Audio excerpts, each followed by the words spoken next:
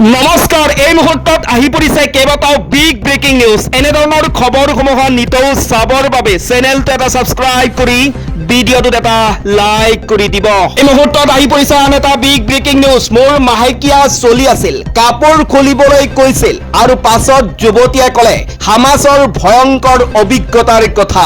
Israel আৰু হামাছৰ মাজৰ যুদ্ধ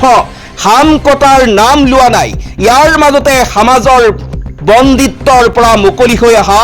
এগৰাকী যুৱতীয়ে তেওঁৰ ভয়ংকৰ অভিজ্ঞতাৰ কথা বৰ্ণনা কৰে তেওঁ কয় এনেদৰে কেৱল মাত্ৰ সন্তান জন্ম দিবৰ বাবে তেওঁক বিয়া কৰাব বিচাৰিছিল হামাছ আৰু ইজৰাইলৰ মাজত চলি থকা যুদ্ধ এতিয়াও হাম কটাৰ নাম লোৱা নাই এই যুদ্ধৰ মাজতে হামাছ আৰু ইজৰাইলে চুক্তি মৰ্মে বহু পণপণ্ডিক মুকলি কৰি দিছে হামাছৰ কাৰাগাৰত বন্দী ইজৰাইলী মহিলা এলিনা গ্ৰিছ ভস্কে শেহতীয়াকৈ এক ভয়ংকৰ অভিজ্ঞতা বৰ্ণনা কৰিছে তেওঁ কয় যে 2023 চনৰ 7 অক্টোবৰত তেওঁক হামাছে বন্দী কৰি বাইকেৰে এঠাইলৈ লৈ গৈছিল তাৰ পাছত তেওঁ অচেতন হৈ পৰিছিল আৰু যেতিয়া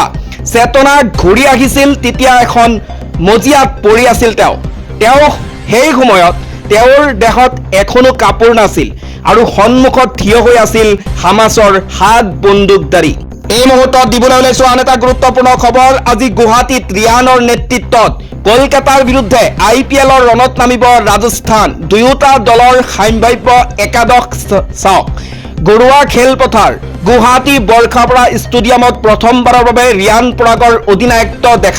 দেখা পাব ক্ৰিকেট অনুৰাগীয়ে আজি বৰ্ষাপাৰাত ৰাজস্থান ৰয়েলছৰ মুখামুখি হ'ব কলকাতা নাইট ৰাইডাৰ্ছ এই মুহূৰ্তত দিবলৈ ওলাইছো আন এটা গুৰুত্বপূৰ্ণ খবৰ ভয়াৱহ আইন শৃংখলাৰ পৰিস্থিতিৰ ফল এতিয়াও অসম তথা উত্তৰ পূব ভ্ৰমণত নিষেধাজ্ঞা জাৰি কৰি ৰাখিছে 6খন দেশে মন্ত্ৰী ৰঞ্জিত কুমাৰ দাসে বিধানসভাত অৱগত কৰে যে আমেৰিকা ব্ৰিটেইন অষ্ট্ৰেলিয়া ছুইজাৰলেণ্ডকে ধৰি 6খন দেশে আইন শৃংখলাৰ পৰিস্থিতিক লৈ অসম আৰু উত্তৰ পূবৰ বাকী অংশ ভ্ৰমণত নিজৰ নাগৰিকসকলৰ বাবে নিষেধাজ্ঞা জাৰি কৰি ৰাখিছে